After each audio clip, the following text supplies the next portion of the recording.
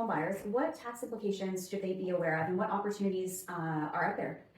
Yeah, good question. I think for first-time home buyers, I think the biggest thing they need to know is how to keep no stone of money in their own pocket, how to finance this property in the most efficient way possible, right? So the government always keeps changing, incentives for first-time home buyers, especially now, given that housing market has risen so much. It's so hard to get into your first home. Yeah. So, the home buyers plan used to be something that everyone had availability for. They could put up to $35,000 into their RRSP, take that out towards their down payment, and have a 15-year period to eventually pay it back. The good thing about that was you could put that money in right away. You would get a tax deduction for it. You would get a refund at the end of the year. Again, more money in your own pocket. Mm-hmm.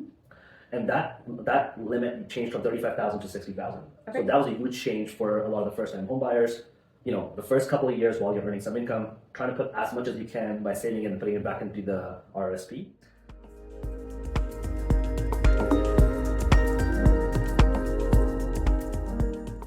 Also, another thing the government did was have the first home savings account, which was basically putting up to $40,000 away while getting sort of like an RRSP deduction, but not having to pay any tax while you pull it out ever for your first house.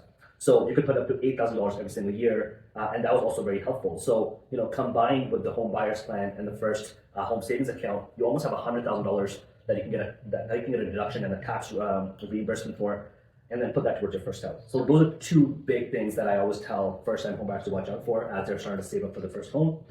And the other two things that, sometimes we always feel a little bit more stressed that, we're going to pretty much, penny pinch and go down to the last dollar that we have in our bank account. How are we going to ever have any money left over after we close the property? But, there's essentially 2 or 3 things that could really help them as well, which is, the first time you buy your home and you file your tax return, you get a tax credit as a first-time home buyer, which has also increased. So you used to get a credit back for about $750, which was $5,000 as a credit.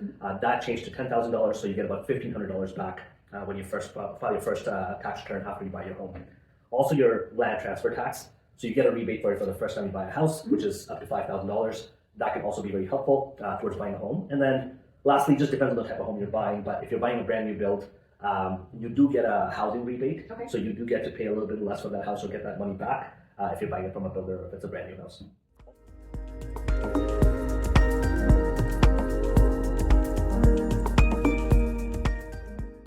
A lot of opportunities, what you're saying. Yeah, and if you don't take care of them, then sometimes you feel you're much further away than you might be. So it's always good to kind of consider all those opportunities.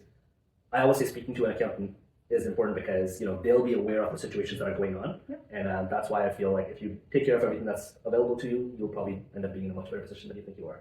So if we have some people that are watching that were, say, a first-time home buyer like 2 or 3 years ago, is there an opportunity for them to get their taxes reassessed and take advantage of these tax rebates that maybe didn't know about them before? Yeah, for some of them, right? Yeah. So an example would be the first-time home buyer's credit. Yeah. So there's been times where people have not applied for that when they bought a home, and we went back and reassessed them, refiled a return, and they got some money back, which was super helpful for them. So we can definitely do things like that as well. Yeah, and sometimes people are encouraged to file themselves, and they think that their tax profile is super simple, and for the most part it is. But these are the opportunities where you could really benefit from having somebody who's in the know and Exactly. Yeah, great.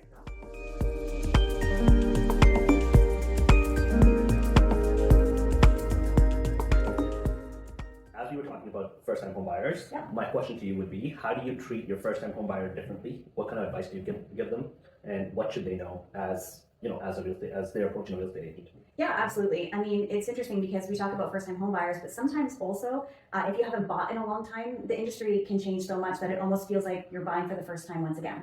So I would say that these strategies definitely apply in both scenarios. So one, educating them on what the market is, helping them to understand, their financial limits. But instead of saying, what are you approved for? It's like, what kind of mortgage are you looking to take on that will still allow you to do the most important things in your life, right? Keeping you life rich at the same time as, owning your own property.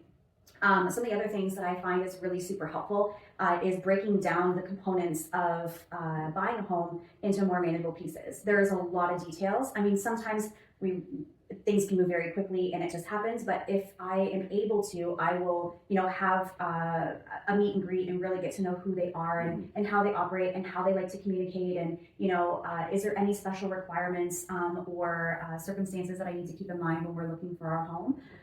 Then I will, on a separate section, basically talk about the paperwork and not just like, a buyer representation agreement and where we decide that we're going to work together. But like, what does an agreement of purchase and sale look like? Right. One of the reasons I find that ultra helpful is because when you're going over an agreement of purchase and sale and you're really actually putting it in on a real house, you are so flooded with emotion and you're just like, you're just looking at the meat and potatoes of it and not really taking in all of that really important information. Right. So you're like, oh my gosh, what do we offer? How do we negotiate? And it's okay, now let's go through the fine print. And you're like, oh, and they have no Right. like capacity for it. Yeah. So if I can take a few moments and go over that paperwork when we don't have all those added pressures, I find that really, really helpful for a first-time home buyer in processing the amount of information that's coming at them. Right. Yeah. I think that's a good point. I feel like this, I remember buying my first home and I was like, not only are you about the financing, you're looking to hopefully purchase a home that you really like. At the same time, you're hoping to be in a specific neighborhood. You're hoping to find your best real estate agent at that time.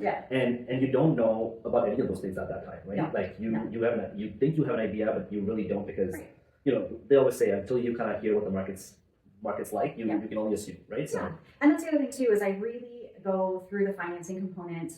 Again, making sure that they're lined up with a professional that either I can refer them so that the communication is solid, or I, working with their professional, getting to know who they are using, and making sure that they have their pre-approval locked and loaded. Again, talking about the deposit, and being able to access it. Sometimes the smallest hiccups can come up and really stress people out. Like, oh no, I'm with Simply Financial or I'm with Manulife, and it takes 48 hours to actually get my money for the deposit. And I'm, these are the questions that I do try to basically work out with my clients, especially in particular first-time home buyers who've never been through it before and don't necessarily understand all those dynamics. And just really trying to keep it in manageable pieces so that the stress, unfortunately, you can't avoid stress. It's going to come one way or the other, but try and limit it wherever possible.